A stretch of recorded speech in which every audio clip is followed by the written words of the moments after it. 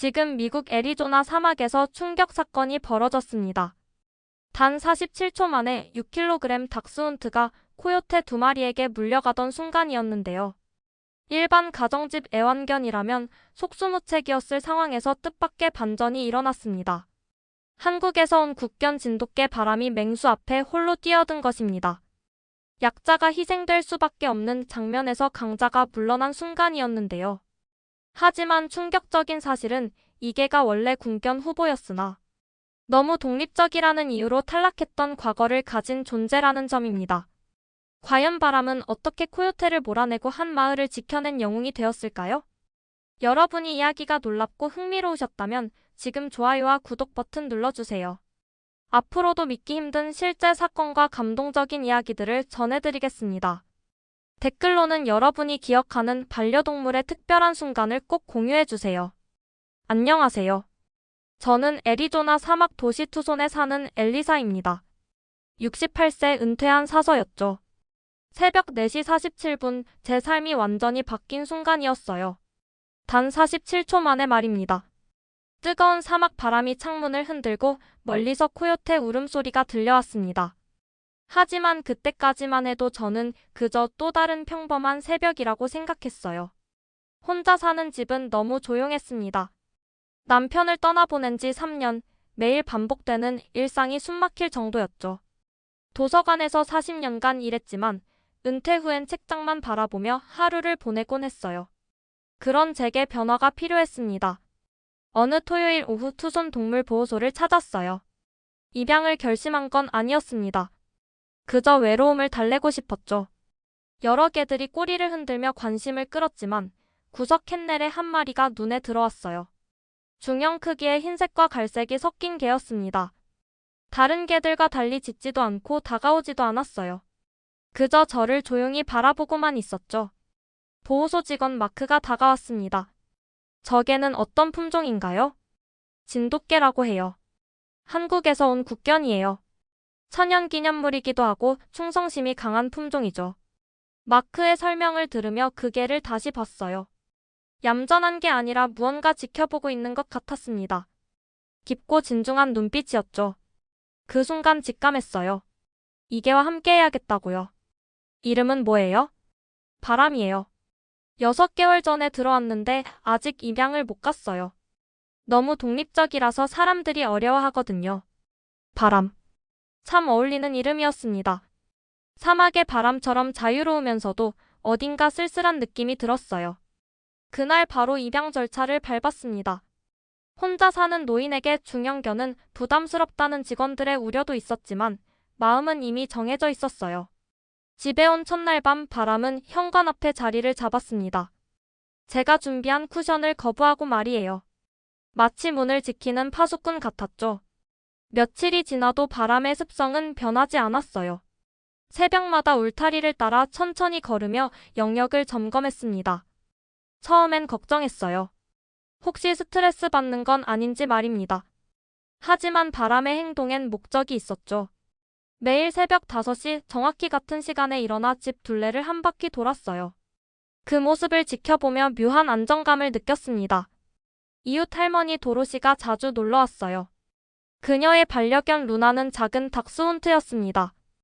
길쭉한 몸에 짧은 다리, 언제나 활발하게 뛰어다니는 아이였죠. 루나는 바람을 무서워하지 않았어요. 오히려 형처럼 따랐습니다. 바람이 참 신기해. 루나랑 놀 때도 항상 주변을 살피더라고. 도로시의 말이 맞았어요. 바람은 루나와 함께 있을 때도 경계를 늦추지 않았습니다. 놀이 중간중간 고개를 들어 사방을 확인했죠. 마치 누군가 지켜봐야 할 의무가 있다는 듯이요. 한 달이 지나면서 바람과의 일상이 자리 잡았습니다. 아침 산책, 오후 독서 시간, 저녁 마당 정리까지 모든 일과를 함께 했어요. 바람은 제 곁에 있으면서도 항상 주변을 의식했습니다. 창밖의 작은 소리에도 귀를 쫑긋 세웠죠. 얘 보초 서는 거 아냐? 농담처럼 말했지만 실제로 그런 것 같았어요. 밤늦게 이상한 소리가 들리면 바람이 먼저 반응했습니다. 으르렁거리지도 짖지도 않고 조용히 문 앞에 서서 기다렸어요. 그런 바람 덕분에 밤잠이 편해졌습니다. 어느 화요일 오후였어요. 도로시가 루나와 함께 놀러 왔습니다. 따뜻한 가을 햇살이 마당을 비추고 있었죠. 루나는 평소처럼 마당을 뛰어다니며 놀고 있었어요. 바람은 현관 앞 그늘에서 루나를 지켜보고 있었습니다.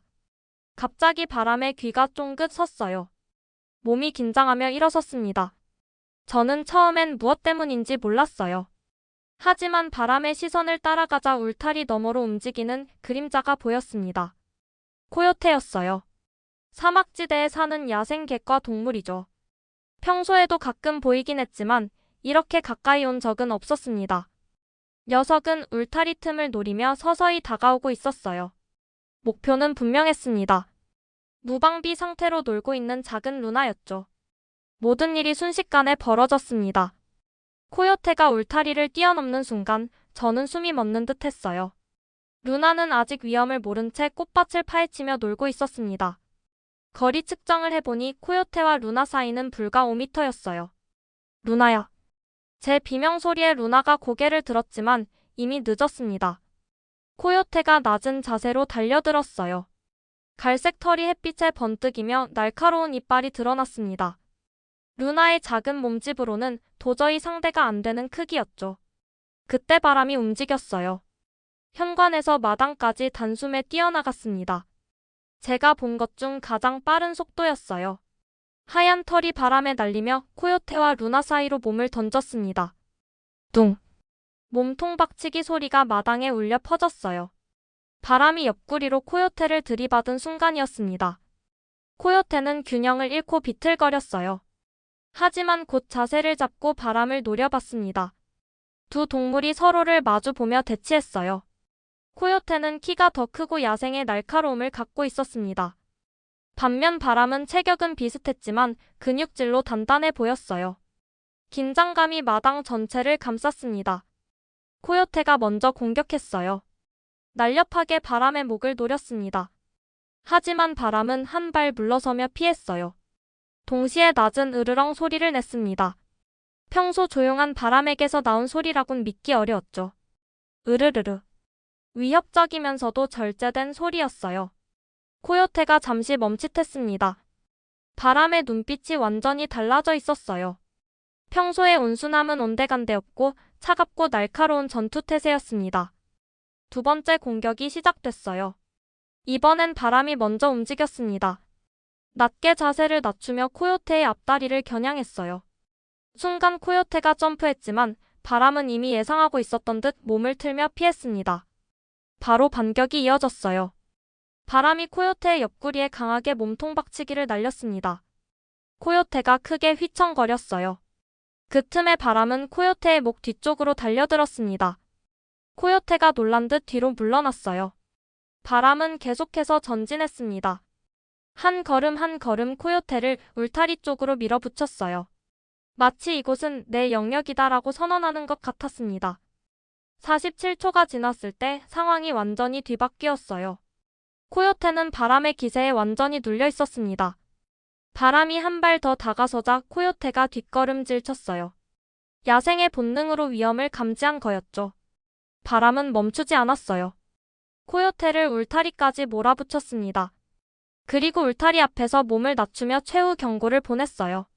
목덜미 털이 곤두서고 이빨을 살짝 드러냈습니다. 크르르. 낮고 위협적인 소리가 목구멍 깊숙한 곳에서 나왔어요. 코요테는 더 이상 버티지 못했습니다. 꼬리를 다리 사이로 말고 울타리를 뛰어넘어 도망쳤어요. 바람은 바로 추격에 나섰어요. 울타리를 뛰어넘어 코요테를 50m가량 쫓아갔습니다. 사막 덤불 사이로 사라질 때까지 말이에요. 마지막에 한 번 더 크게 짖었습니다. 워프. 다시는 이 울타리를 넘지 마. 그렇게 말하는 것 같았어요. 코요테는 뒤도 돌아보지 않고 사라졌습니다. 바람이 천천히 돌아왔을 때 저는 아직도 충격에서 벗어나지 못하고 있었어요. 루나는 구석에서 덜덜 떨고 있었죠. 바람은 먼저 루나에게 다가가 코를 대고 냄새를 맡았습니다. 다친 곳이 없는지 확인하는 거였어요. 그 다음 제게로 왔어요. 평소의 온순한 모습으로 돌아가 있었습니다. 하지만 아직 거친 숨을 몰아쉬고 있었어요. 제 손을 코로 살짝 건드렸습니다. 걱정하지 마세요라고 말하는 것 같았죠. 도로시가 루나를 안고 달려왔어요. 얼굴이 새하얗게 질려 있었습니다. 엘리사 방금 뭘 본 거야? 바람이가 코요테를 쫓아버렸잖아. 저도 믿기 어려웠어요. 평소 그렇게 조용하던 바람이 생사의 기로에서 이런 용기를 보여줄 줄은 몰랐습니다. 그제야 깨달았어요. 바람이 매일 영역을 점검하고 항상 경계하던 이유를요. 루나는 괜찮아? 응, 다행히 다치지 않았어. 바람이가 아니었다면.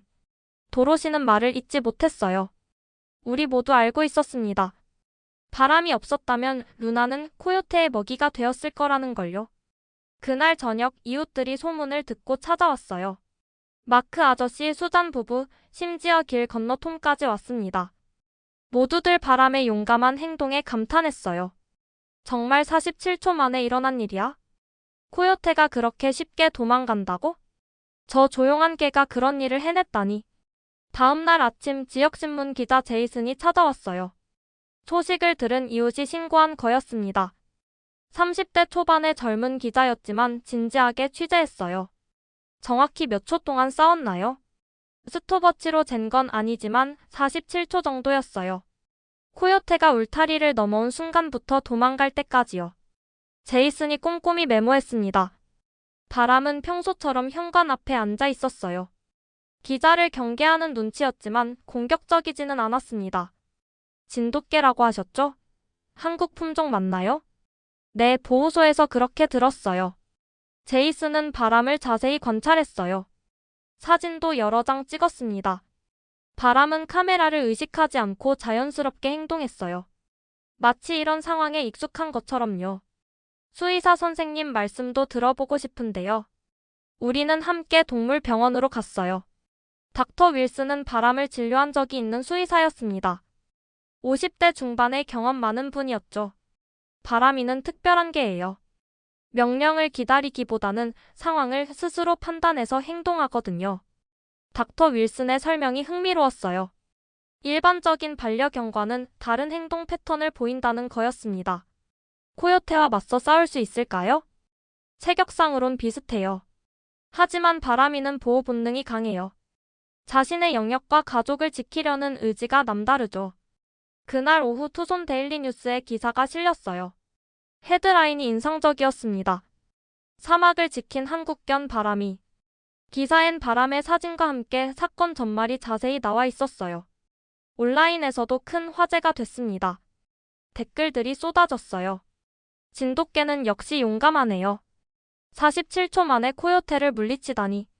영웅견이에요. 며칠 후 제이슨이 다시 찾아왔어요. 이번엔 더 자세한 후속 취재를 위해서였습니다. 바람이의 과거를 조사해봤는데요. 흥미로운 사실을 발견했어요. 제이슨이 가져온 자료를 보고 놀랐습니다. 바람의 원래 이력이 나와 있었어요. 바람이는 원래 군견 후보였어요. 하지만 훈련 과정에서 탈락했습니다. 왜요? 너무 독립적이라는 이유였어요. 명령에 무조건 복종하기보다는 상황을 스스로 판단하려 했거든요. 그제야 이해가 됐어요. 바람이 항상 주변을 살피고 스스로 경계하는 이유를요. 군견으로 태어났지만 자신만의 방식으로 지키는 본능을 가지고 있었던 거였습니다. 그래서 보호소로 왔고 결국 해외 입양 프로그램을 통해 여기까지 온 거군요. 맞아요. 한국에서는 부적응자였지만 여기서는 진짜 영웅이 된 셈이죠. 그 주 금요일 뜻밖의 일이 벌어졌어요. 투손 시니어 클럽에서 연락이 왔습니다. 바람을 초청하고 싶다는 거였어요. 영웅견 바람이를 우리 클럽 회원들이 꼭 만나보고 싶어해요. 클럽 회장 메리의 목소리에 진심이 담겨 있었어요. 70대 할머니들 30여 명이 모이는 모임이었습니다. 저도 가끔 참석하곤 했죠. 토요일 오후 2시 클럽 모임 장소에 갔어요. 바람은 처음 보는 사람들 앞에서도 침착했습니다. 꼬리를 살짝 흔들며 인사하듯 고개를 끄덕였어요. 와, 정말 의젓하네. 눈빛이 다르네요. 뭔가 깊이가 있어. 할머니들의 감탄이 쏟아졌어요. 바람은 한 분 한 분께 다가가 냄새를 맡으며 인사했습니다. 공격적이지도 않고 과하게 친근하지도 않았어요. 적당한 거리를 유지하며 예의를 지켰습니다. 도로시도 루나와 함께 왔어요. 루나는 바람 옆에 바짝 붙어 앉아 있었습니다. 사건 이후 더욱 바람을 따르게 됐어요. 루나야, 바람이 형 덕분에 살았지? 루나가 바람의 아빠를 살짝 안았어요. 고마움을 표현하는 것 같았습니다. 메리 회장이 특별히 준비한 게 있었어요. 투손시의 명예 마스코트 배지였습니다. 작은 금색 배지에 용기와 충성이라고 새겨져 있었어요. 바람아, 이건 내 용기에 대한 우리의 감사 표시야. 배지를 바람의 목걸이에 달아주는 순간 할머니들이 박수를 쳤어요. 바람은 가만히 서 있으면서 배지를 내려다봤습니다. 무게를 느끼는 듯 했어요. 작지만 정확한 용기였어요. 한 할머니의 말이 가슴에 와 닿았어요. 바람의 행동이 바로 그런 것이었습니다. 크지 않지만 정확한 순간에 나타난 용기였죠. 모임이 끝나고 집으로 돌아가는 길, 바람의 걸음이 평소와 달랐어요. 더 당당해 보였습니다. 배지가 달린 목걸이가 햇빛에 반짝였어요. 그날 밤 저는 컴퓨터 앞에 앉았어요. 갑자기 떠오른 생각이 있었습니다. 바람의 고향인 한국에 편지를 써보고 싶었어요. 한국 진도군청을 검색해서 이메일 주소를 찾았어요. 서툴지만 정성스럽게 영문으로 편지를 썼습니다. 안녕하세요. 저는 미국 애리조나에 사는 엘리사입니다. 한국에서 온 진돗개 바람이와 함께 살고 있어요. 최근 바람이가 코요테로부터 작은 개를 구해준 일이 있었습니다. 바람이의 용기와 충성심에 감동받아 편지 드려요. 사건의 전말과 바람이의 현재 모습을 자세히 적었어요. 마지막에 감사 인사도 덧붙였습니다. 진돗개라는 훌륭한 품종을 지켜주셔서 감사해요. 바람이는 여기서 행복하게 살고 있습니다. 일주일 후 놀라운 일이 벌어졌어요. 진도군청에서 답장이 왔습니다. 한국어와 영어로 함께 쓰여진 정중한 편지였어요. 엘리사님께 바람이의 용감한 이야기를 들려주셔서 감사합니다. 진돗개가 멀리 미국에서도 본래의 충성심을 보여줘서 자랑스럽습니다. 편지와 함께 작은 소포도 도착했어요. 안에는 진돗개 모양의 작은 동 배지가 들어있었습니다. 한국 전통 문양이 새겨진 아름다운 배지였어요. 바람이에게 고향의 마음을 전해주세요. 라고 적힌 메모도 함께 있었어요. 배지 뒷면에는 한글과 영어로 진돗개 바람이라고 새겨져 있었습니다. 바람은 새 배지를 신기하게 바라봤어요. 냄새를 맡아보더니 고개를 갸우뚱했습니다. 마치 먼 고향의 향기를 감지하는 것 같았어요. 바람아, 이건 내 고향에서 온 선물이야. 목걸이에 한국 배지를 추가로 달아주었어요. 투손시 배지와 나란히 빛나는 모습이 감동적이었습니다. 두 나라를 연결하는 다리 역할을 하는 것 같았어요. 그 후로 바람의 일상에도 변화가 생겼어요. 산책할 때 사람들이 먼저 인사를 건네기 시작했습니다. 바람이 맞죠? 신문에서 봤어요. 영웅견이네요. 바람은 관심을 받는 것을 크게 좋아하지도 싫어하지도 않았어요. 그저 자연스럽게 받아들였습니다. 평소처럼 주변을 살피면서도 사람들의 인사에는 정중히 응했어요. 도로시는 이제 매일 루나를 데리고 왔어요. 루나는 바람을 완전히 보디가드로 여기고 있었습니다. 마당에서 놀 때도 바람에서 멀리 떨어지지 않았어요. 어느 일요일 저녁 석양이 아름다운 날이었어요. 마당에서 바람과 루나가 나란히 앉아 노을을 바라보고 있었습니다. 평화로운 모습이었어요. 바람아. 제가 부르자 바람이 고개를 돌렸어요. 두 개의 배지가 석양빛에 반짝였습니다. 내 이름처럼 우리 집에 숨을 돌게 해줬구나. 바람은 제 말을 이해하는 듯 살짝 고개를 끄덕였어요. 그리고 다시 석양을 바라봤습니다. 여전히 경계는 늦추지 않으면서도 이제는 완전히 이곳을 자신의 집으로 받아들인 것 같았어요. 68세 외로운 할머니였던 제가 이제는 영웅견의 보호자가 됐습니다. 바람 덕분에 이웃들과도 더 가까워졌고 매일이 특별해졌어요. 47초간의 용기가 바꾼 우리의 일상이었습니다. 그날 밤 바람은 여전히 현관 앞에서 잠들었어요. 집을 지키는 파수꾼으로서의 임무를 포기하지 않았습니다. 하지만 이제는 걱정이 아니라 든든함을 느꼈어요. 바람이 있는 한 우리 집은 안전하다는 확신이 들었거든요. 한 마리 개가 바꾼 한 사람의 삶, 그리고 한 마을의 이야기였습니다.